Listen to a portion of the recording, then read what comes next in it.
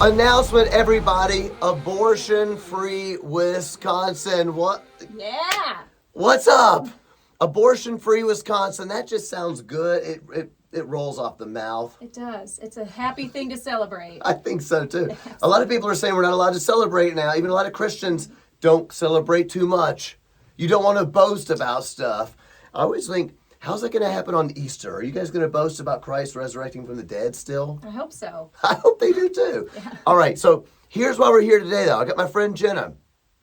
You probably remember her from about 6 weeks ago. You came on the show, and we talked about the pregnancy center. It's called a pregnancy health center. Yep. And wasn't that like 6 weeks ago? Yep. You need to go back and watch that. We did an entire episode on do pro-lifers even care about women? And we talked about all the amazing things that churches are doing for women in need. And go back and watch the episode because it was legendary, if I can say so myself. It was mainly Jenna talking. The reason we're doing this midweek announcement, urgent episode is because of this. Yesterday, or 2 days ago rather, we came out with my Cooper Stuff episode, which was called Goodbye Roe. My emotional roller coaster. Not going to miss it.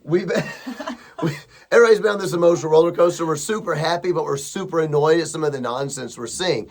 I think a lot of people are responding. That episode is going, fairly big on our platforms. I think Christians are responding because Christians are a lot like us. They've been wondering, how come all of the Christian elites are not celebrating this? It is right to celebrate righteous law. Why are they not celebrating it? So we came out on that episode hard, as you know, saying no caveats, no apologies at all. We're celebrating the end of this, and we are not going to conflate the thing you keep hearing right now. Yeah, but what about the needs of the mom? The needs of the mom certainly certainly matter, which is why we're here today. We're going to talk about that, the amazing thing that the church is doing, and what we could do. We're going to ask Jenna's opinion on that. But the reason I want to conflate is because of this. Number one, we got to have righteous law.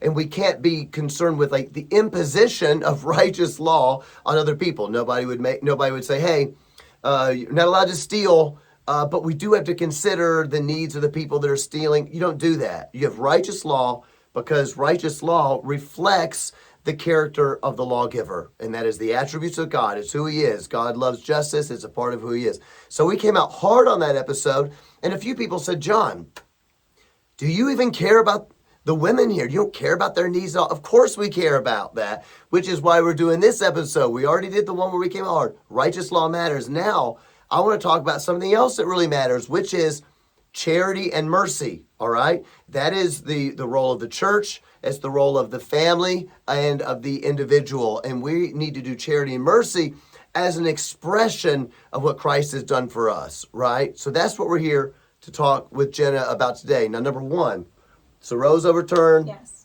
Abortion is illegal in Wisconsin. Yes, it is. And I wanted to know also, you can say anything you want to say about all that, caring about the needs for women. But I want to know, what is the pregnancy center doing now? Your work's not done. Right. And the church is still doing stuff. So why don't you tell us, you can kind of talk about anything you want to talk about, but I definitely want to hit that. Great. So now that Roe is overturned, we've got different work to do depending on where you're located. So we got red states that have laws now making abortion illegal. We've got blue states that have abortion all the way through. So now the landscape has just changed. And so we need to know, depending on our location, how we're going to engage in the fight. And here in Wisconsin, we're in a purple state. We've got this old law from 1849. 1849. This is when slavery is still going on in this country. Gosh. And we did not have the ultrasound technology, the understanding of what happened at conception, and we still had this law put into place making abortion illegal for every reason. So except in all laws, is really important to know, because this is a lie that's being thrown out right now. There are exceptions for ectopic pregnancy. That treatment for that is not considered an abortion. Miscarriage treatment, not considered abortion. It's really important to know that, because these are just lies that are being slung out, that every law We that's in definitely place. need to talk about these lies. People Yes. need to know that. Yes. So much deception. Yes. And I want to interrupt real quick because I'm going to ask you specifically about those things maybe towards the end. Sure. But we need to mention it because I think one of the reasons that people have been saying, how come churches don't seem like they're celebrating? They keep saying, well, the women, there's injustice, whatever. I think that some of these church leaders, they're either faking it, they're either believing these lies. Right.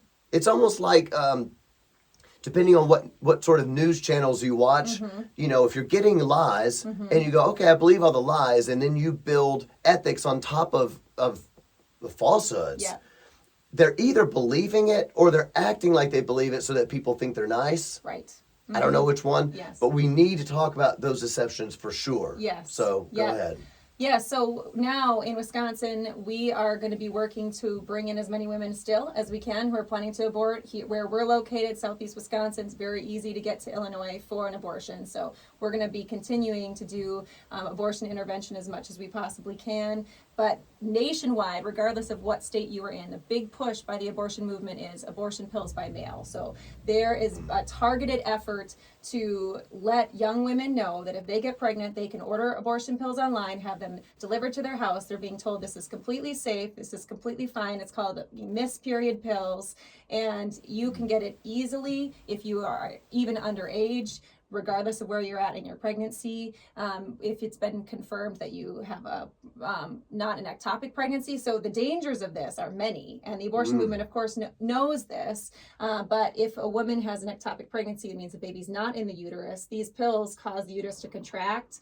That causes a rupture, internal bleeding, very high likelihood of severe consequences or death. That's going to happen to this woman at home, or what can happen is if they take these abortion pills, sometimes the pills will kill the baby because that first pill starves the baby. But then depending on where they're at in their pregnancy, if it's too late they shouldn't have taken the pills this late, those next pills that they take don't actually expel the baby, then they are walking around with a dead baby. This causes infection. They can go septic before they even realize it.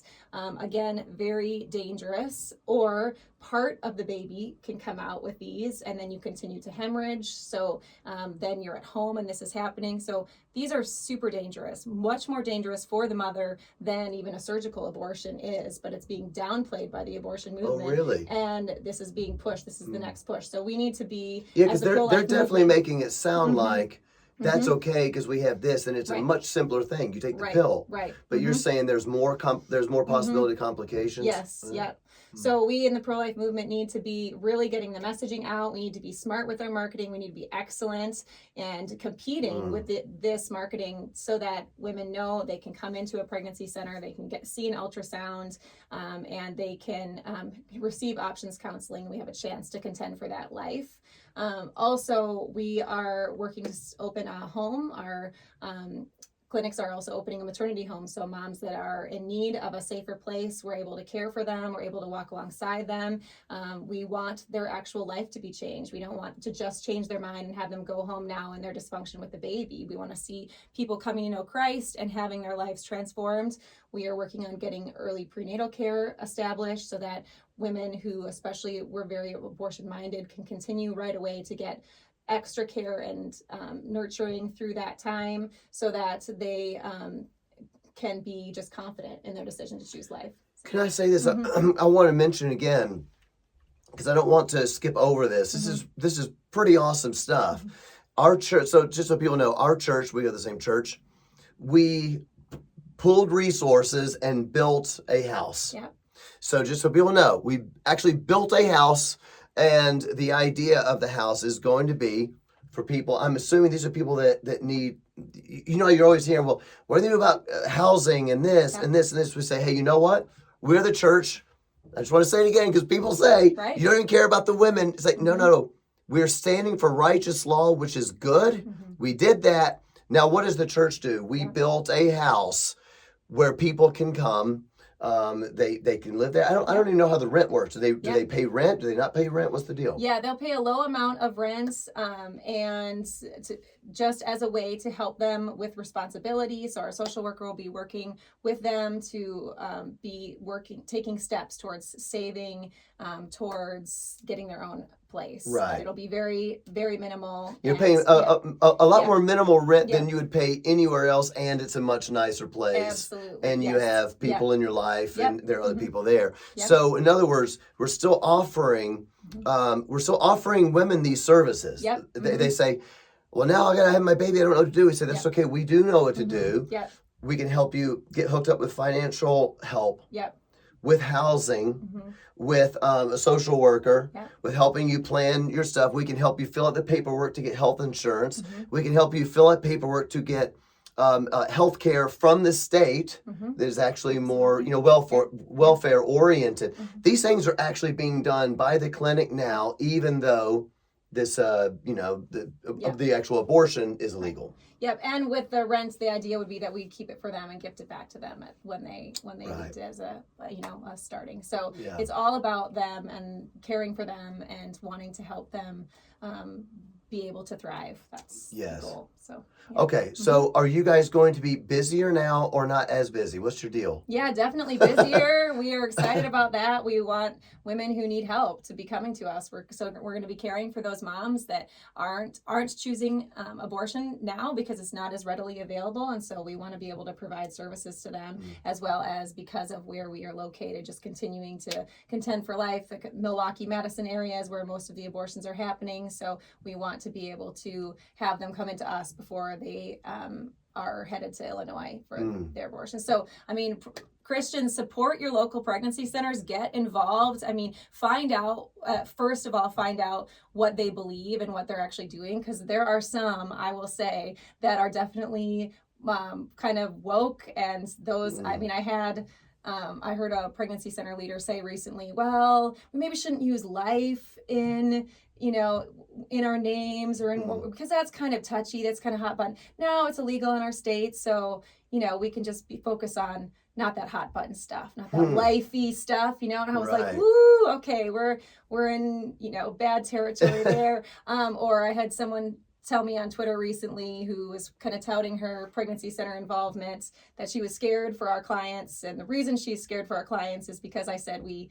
help them with practical needs and we share the gospel with them. And that was concerning to her, that we share the gospel with them, that we actually would talk with women about sin and the need for repentance and turning to Christ. So there are very widely varying different beliefs out there. And so if you are going to get involved with the pregnancy center, I would encourage you to dig in, find out what they believe, find out if they are sharing the gospel with their clients, because it's great that they're helping with practical needs, but the only hope for these clients is if they're going to turn to Christ. And so obviously that's a choice that they have to make or reject. But if the pregnancy center is not even sharing it, how are they going to know? So they're coming in to a center, and that's a wonderful opportunity for them to hear the gospel. There's a lot of churches that would want to disciple these women, but they're not going into churches, they're coming to pregnancy centers. So we have that opportunity to share boldly and work towards getting them into a good solid church to continue to help them. But that would be some advice. Definitely get involved with your pregnancy center, but find out what they believe and what they're doing. It is kind of a real mystery to watch how the church is responding right now. And it's almost like there's this confusing situation of sympathy or empathy, whichever one you want to call it. You have to divorce that from saying anything that's true. And it just makes sense to me, as we were talking earlier before we started. It makes sense to me that you're going to stand on truth. You're going to say something that is true, which would be, in terms of righteous law, we're not going to enshrine in law that women have a God-given right to end the life of another human being. That's wrong. But it seems like churches are scared to say that because they want women to understand that they are loved and they're this, or that, or the other. And I asked you this last time, but there's probably people watching that didn't watch the other episode. They need to understand, when people come to the clinic, do you meet them at the clinic and say, want you to know taking of a life is actually murder, kind of murdery? It's kind of driving me crazy because pastors are smart. They know the difference between these things. Yes. And I think that by continuing to soften all the words, I've never heard anybody say they're softening the word life. You know what I mean? It's like, choose fetus. It's just like really dumb. But by continuing to soften the words all the time, there's a psychological thing that it gets cloudy. It does. We begin to get cloudy and go, well, that's not really this and whatnot. How do you treat these women when they come in? You say, give your life to Jesus Christ or you're going to hell. And you should start beating people up, or are you just like helping women? Yeah. Yeah, so I'm getting fired up. Yes. I'm sorry. No, I'm going to it's calm great. down. I'm It's screaming. great. Sorry. I get fired up too, because when I talk about this issue, anytime I talk about it, I am very clear on what abortion is. And I will say very clearly and very directly what abortion it is: the murder of an unborn life. It involves the poisoning, dismembering, or crushing of the skull, initiating cardiac arrest. It is brutal, it's heinous, it's murder. Okay, I am very clear on that, very down the line. People can hear that and think, oh, she's a pregnancy center director. She's probably being so unkind to these clients. Well, when you actually sit down with someone who is in sin, and I am sure that you've all had this experience, you sit down with someone and you talk with them with the love of Christ. Absolutely. And you ask them questions about their life and you try to win their hearts and minds. And that's exactly what we're wanting to do. We're not coming in, with you're a murderer, and you absolutely not. Our clients leave knowing that they are cared for and loved, and we do care for and love them. We know that they're deceived by the enemy. We know that we're not wrestling against flesh and blood, right? We're wrestling against an enemy, and we have seen this enemy. He's deceived minds and hearts, and he comes to steal and kill and destroy. And we know that's exactly what he's doing in the lives of these women. And so we come with an immense amount of compassion, wanting to reach their hearts for Christ. But within that, if you are not clear on what this issue actually is, you will cave immediately when you start to hear about the woman's circumstances, about her challenges. You'll start to, in your mind, think, oh, maybe it really would be better in this instance. She really does have a hard life. I don't know if she would be able to handle another child. You can so quickly get swept. And I think that's what's happened with a lot of the people in our churches is they're not clear on what abortion is. These Roe being in place for the last 50 years has made it so that our consciences have been numbed. They've been dulled to what this actually is. And so we start to justify. Whereas if I'm sitting with a man who's beat his toddler to death because she was a nuisance to him, yes, I would have clear understanding that what he did was evil. I still want to win his heart for Christ. I want him to know Christ. But there's no doubt in my mind that what he did was evil and wrong. Yet somehow we have a completely different perspective when it comes to a mom who hires someone, pays someone to tear apart her baby limb from limb. We think about it in a much different way, and that needs to change for Christians because it's the same. I think you're right. I think Christians, we've grown up in it. I wasn't, when was it, 1972 or 3 it was Roe? 73. 73. Yeah. So I've never been alive in a time when it wasn't the law of the land. Right. I think people have gotten used to the idea. And I think that a lot of Christian churches are working off of the premise that it is more loving to not take the scales off someone's eyes. It's almost like it'd be better if they didn't know what they're doing, which every Christian pastor should know that that's not how truth works. Right. Truth sets you free. Absolutely. And so I think in the situation, I would argue with them and say it's much more loving to be honest with someone. Yes. You're saying, hey, I still love you. We're still going to support you. We'll still help you get what you need. Yeah. We'll still do the, what do you call it when you do the ultrasound or whatever, the tummy thing? Yeah. So we'll still do the we'll still get you with a social worker. We're still going to help you, take you to your appointment. You don't have to do what we're saying, but we want you to know what it is. And I think that is, I saw a post on Lila Rose what is Lila Rose? Life? She is. That's a good question. I can't remember who Lila Rose is, but she's abortion. She's a pro-life activist, right? One of the biggest ones. And all of a sudden, my mind's gone blank like a dummy. She had posted, the statistics about all the things that women go through who have abortions, leading up to 155% more likely to commit suicide after an abortion. 125% more likely to be an alcoholic after, all the anxiety, depression, and it's all going up to 155% more suicide after having an abortion. Yeah. So how are we loving women by saying, hey, Right. you're a victim. Right. You're a victim of your circumstance. Mm-hmm. You're a victim of poverty. You're a victim of whatever, of everybody and everything. Mm-hmm.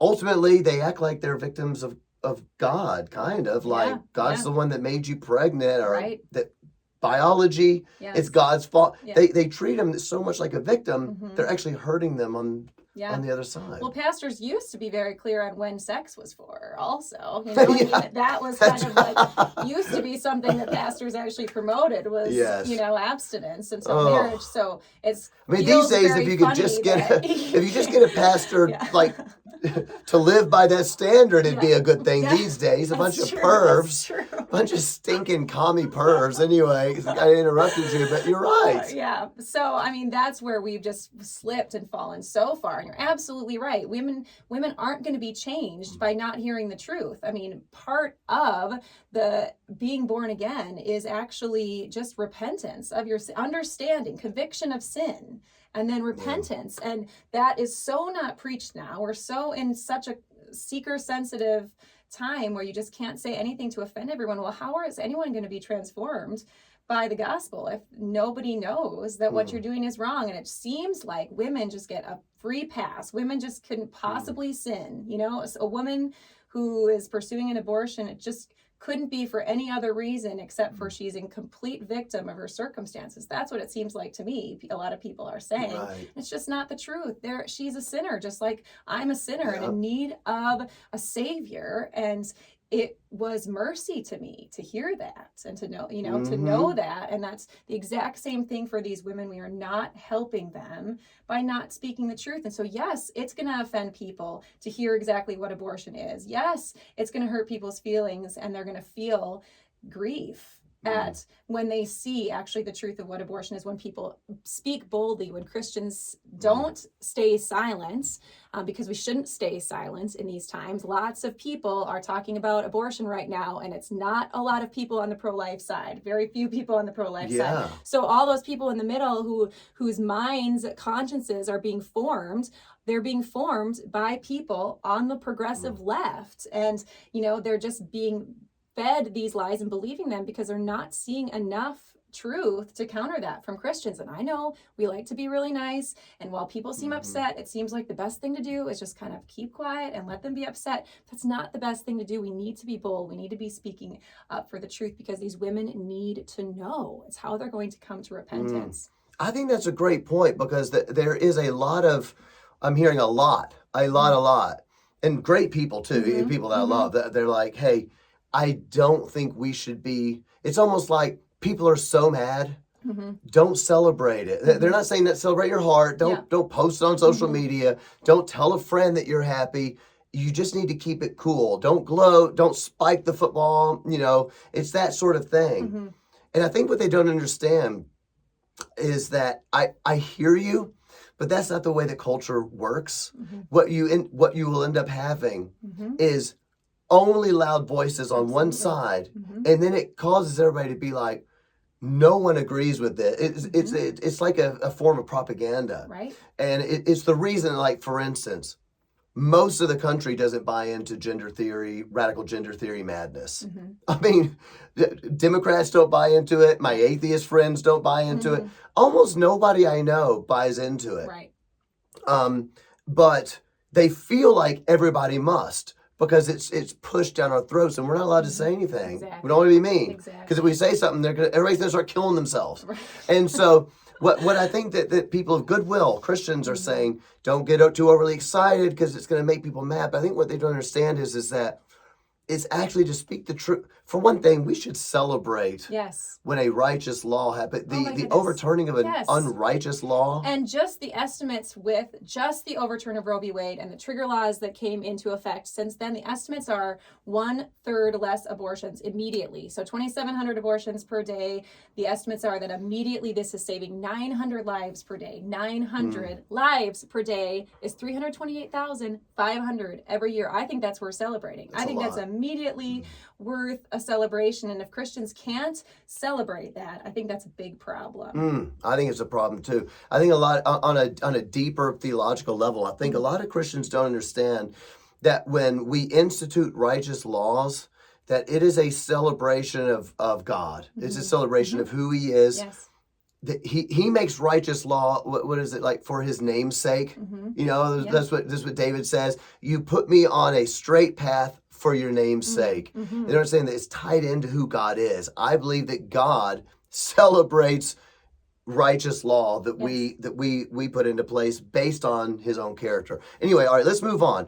I want to jump into this because one of the things you said, these people are being lied to. Yes. My Christian friends who are pro-life are also being lied to because they're getting shaky. Right. They're not shaky on what they believe, but they're going, John, I don't want women to die. Right. I don't want women to get killed. I mean, is this right? And I'm going, where are you hearing this? Yes. So they're sending me all these tweets, and I wake up to just a poop storm of lies and deception. We're going to read this thread here. Now, speaking of, I said that most of the world doesn't believe in radical gender theory.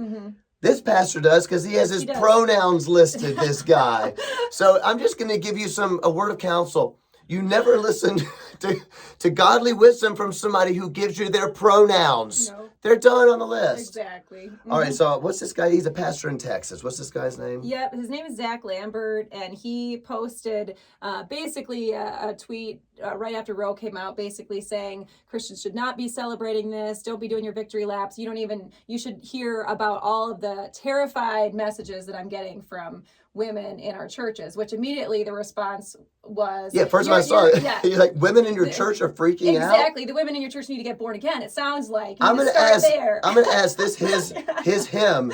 I'm going to ask this his him what that's all about. So people were freaking out and they were going, dude, why are women in your church freaking out? Right. And he got really offended. Oh, yes. He got really offended. Sorry, go ahead. Yep. So he got really offended. So he turned off the comments because, it was pretty great, the response. But he posted a thread saying, I want you to know why women in my church are freaking out, basically. So trigger laws in Texas, he said, and many other states mean that women and their doctors will no longer be the final authority on what is medically necessary when it comes to things like high-risk pregnancies, ectopic pregnancies, molar pregnancies, septic pregnancies, preeclampsia, cancer treatment, forced carry of a non-viable fetus, and other things that will threaten the life of the mother. Those decisions are now being made by the state government. Gee, what does this sound like to you? This sounds to me exactly like the pagan arguments of the secular media. This is exactly to a T. That could be Planned Parenthood's website. It's Planned Parenthood's website, and it is all lies. And like you alluded to, I don't know if this is just complete blindness or if, it's easy to find out that this information is false, just very, very easy to discover that. But it just seems like people like this have absolutely no interest in discovering the truth. They just want to parrot the lies because it gets them the woke cookies, They need them. They do. They're starving for him. I don't think he's a him, by the way, in my opinion, but him need to. Anyway, so take him then. So what is this? So he says they're going to die because of, what's the first one? High-risk pregnancies. So here's the thing. It is never medically necessary to get an abortion. The reality is an abortion, especially a later-term abortion, is going to take 2 to 4 days to occur. Now, if a woman needs to not be pregnant because of a serious situation that's happening, I don't know about you, but I wouldn't want it to take 2 to 4 days to resolve the problem when a C-section could just happen and take 30 minutes, and there could be care given to my child, life-saving care, as well as me. So this is not a non-issue. Pro-life OBGYNs are able to take care of both the baby and the mother. Abortion is not necessary, and it's not what you would do in a high-risk situation. It just takes too long. So that is something that when you are further along in pregnancy, which is what a lot of these types of situations are talking about, you are able to deliver that baby much more quickly and care for that baby. If it's a baby who has a diagnosis that isn't compatible with life, first of all, a lot of times those are wrong. There's been a lot of people I've known who've been told their child would not survive outside of the womb and were encouraged to abort, who in fact have a healthy, thriving child today. So you do not know. I know people like that as well. Yes. So you do not know that that's the case. If it is in fact the case that they aren't going to survive outside the womb, it is far better to allow that child to be delivered and born and provided comfort measures if they're suffering. Can be given medications like you would want. If you were terminally ill and on hospice, you'd want to be cared for and given care and can be held by their parents in their final moments versus torn apart in the womb prior to birth. This is heinous and it doesn't make any sense. It's just we've been kind of told this is what needs to happen and it's better. It's not better. It doesn't help. It doesn't help the parents. Certainly doesn't help not good for the baby. That baby is as deserving of good quality of life care as anybody else. So that argument is completely nonsense. And I'm assuming that's not like a whole ton of cases, definitely right? not. This is very, very few amount of cases. Ectopic pregnancies, this is just a non-issue. I'm hearing this everywhere. I know. Everywhere. They're like, you don't know ectop. And yes. I'm like, what? I've never heard of it until recently. Yes. So what are they on about? So ectopic pregnancy is when after conception, the baby doesn't make it all the way to the woman's uterus. So the baby ends up in the fallopian tube. Now, this is something that it's a very sad situation. That baby, no matter what happens, will not survive, because as soon as that baby grows a few, gets big enough, it's going to rupture that fallopian tube. So it's going to be a fatal situation no matter what for the baby. And if something isn't done, it can also be a fatal situation for the mother. So in those cases, across the board, all OBGYNs agree that what needs to happen is a surgery. This is different than an abortion procedure. You cannot do an abortion procedure for an ectopic pregnancy because the baby is not in the uterus.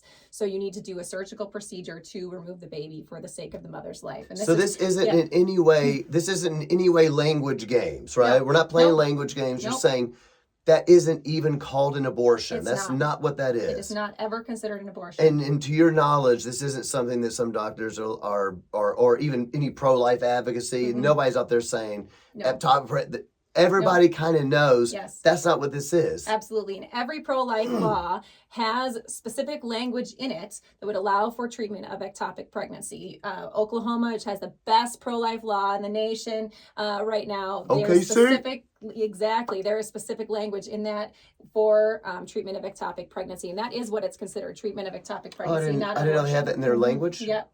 Written right into the law. Oklahoma. Now, miscarriage, this is another kind of crazy one I'm hearing. Oh, miscarriage, you're not going to be able to get treatment for a miscarriage. And they're saying, well, it's the same procedure as an abortion. So if you've, had treatment for a miscarriage and you have to have a D&C, that's the same as an abortion. Well, let me tell you, it is the same as an abortion. Like cremation is the same procedure as burning someone alive. Okay. This is, right.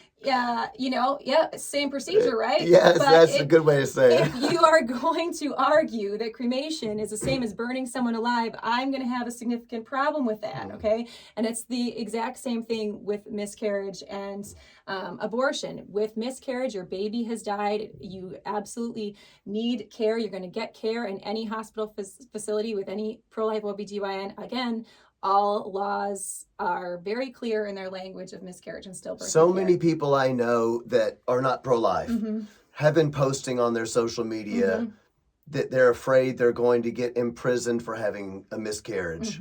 So this exact thing. Yes. And the cases they will use, because I've tried to figure out where is this coming from? Oh, well, this person in this state has been prosecuted for having a miscarriage. If you dig into every one of those situations, all of the mothers that have been charged after coming to a hospital actually were on drugs, okay? Most of them were on major drugs, meth, high levels, that then was discovered, or at least was suspected, hence the reason for the charge, that is what caused the death of their baby. Okay, Oh, this is not a sort of like we just reckless behavior kind of a thing. Right, I see. Exactly. Or there was another case where a woman had a stillbirth. We don't really know if her baby was alive or not when she was born, but she dumped the baby into a dumpster, which is illegal regardless of whether the baby was alive or dead when she was born. Okay, and this is being peddled as a case where, oh, this woman just had a miscarriage and she was charged. Not the case. Okay, so when you look into these situations a little bit deeper, there are reasons for these charges, and the reasons are not a simple miscarriage case. Okay. Okay. Also, you hear about preeclampsia. Preeclampsia is something that happens later in pregnancy. Again, you deliver the baby via C-section if you need to deliver the baby in those cases. Absolutely not a situation where abortion would be needed. Cancer treatment. This is something that I actually heard a speaker on this weekend who had a very severe form of cancer, and she did a bunch of reading and discovered there's a lot of literature that says you can actually receive cancer treatment while you're pregnant and it will not affect your baby. So she had to have a surgery and then still was suspected that she had a stage 3 or stage 4 cancer. And so she underwent chemo and radiation throughout pregnancy based on the research that was out there that she couldn't believe was out there, because she thought, all I've heard is that you can't have cancer treatment if you're pregnant. But this literature was pointing to that you could. So she underwent treatment. She had her baby. Her baby is developing wonderfully, absolutely no signs of any problems, which is amazing. The human body is amazing that God designed it to be able to just protect a baby in such a way when you're even undergoing such a treatment that a baby would be protected. God is awesome. But there is a lot of literature that would say that you absolutely can continue your pregnancy as well as receive treatment for your cancer. So forced carry of a non-viable fetus, I already talked about that. Other things that will threaten the life of the mother don't exist. Okay, that's it. Right. So it's just a lot of scare tactic language that we need to just be so confident in recognizing there is no medical need for abortion. And it is good for women to know that. And if a woman has to make sacrifices for her child, that in 99+% of the time she participated actively in creating, that is a good thing. Okay, we need to get back to actually saying that women making sacrifices for your children is good and right. I don't know why we've gotten into this place where anything that could be bothersome. I mean, it is this culture of just me. Yeah, victimhood, isn't it? Yes. Yeah. These pastors have swallowed it. I think they've absolutely swallowed it, and they kind of feel like we actually are all victims. Right. You get pastors that are kind of like, God's not been that good to you. Right. And I think they've totally swallowed it's very kind of neo-Marxist way of looking at life, of course. But these pastors should know some of these things before they go on and start trying to promote the scare tactics. I think that they just want to promote leftism, and it's just a convenient way to do it. I don't think that it's this dumb. Yeah. It doesn't take you that much time to kind of find out some of these things. Exactly. You know, I read another statistic on LifeSite News that said that 45% of abortions are repeat abortions. I know when I had you on, I asked you, I was like, how many? I keep reading that it's a pretty high percentage. Right. 45%. To me, that demolishes the we need more education. Right. I mean, I'm into the education part, but you're like, I think people know what's causing this on your second and third abortion. You know what's causing it. If it was really truly an issue of, I'm going to go into poverty and I'm going to be whatever, then you would take steps to do it. That's another thing that he mentions is there's not going to be any care for, what do you call it, to help you, contraceptives. Right. And am I wrong Am I wrong in thinking that contraceptives are available? That is part of what Planned Parenthood does, isn't it? Or no? Yes, yeah. Planned Parenthood supposedly does that. I don't know. They say they do, that abortion is only 3%, so they got to be doing something. They're doing something else. Other 97%. I don't know. But contraception is easily accessible. Like I said, we help women to be able to get on Medicaid coverage to be able to help provide these things. Condoms are $1.50. I mean, available at every gas station. This is I think that's for name brand, you know. I know you guys are lucky over there, but someone tell me. I think you can get off-brand for about 70 cents. All right. I mean, I don't know. I'm just, it's kind of weird. But it's available. Right. It's not actually the case that we are withholding contraceptives and knowledge from people. Exactly. When 45% are repeat abortions. Right. I just think these things are such a lie. It is, yes. And even just the idea that we're helping women by just so infantilizing their abilities, by being able to say that they wouldn't be able to, they just couldn't be able to figure out how to prevent pregnancy. We couldn't expect them to, and we just have to make it even more convenient. How could we possibly make it more convenient? I don't know. It's just like we have no expectations for people. There's no expectation of personal responsibility anymore. And that is a problem. It's why we're seeing just all of the, no consequence behaviors. And now it's kind of interesting because now people are going and saying, well, I'm going to have to think twice before I sleep around. It's like, that's really good. That's a really good conclusion to come to. I'm, not disagreeing with your conclusion there at all. I heard Michael, I think it was Michael Knowles. Michael Knowles was reading a tweet and they're like, well, if we're going to do this, then we should force the fathers to pay for children. And Michael Knowles was like, that sounds good. Sounds like you're finally getting it. Yeah. I think he's Catholic, right? He's like, you're finally coming over to the Catholic way, way of thought. I think as we just wrap up, I really wanted to say that there are pregnancy centers, there are churches doing incredible charity work. We love charity work. We're passionate about charity work and acts of mercy.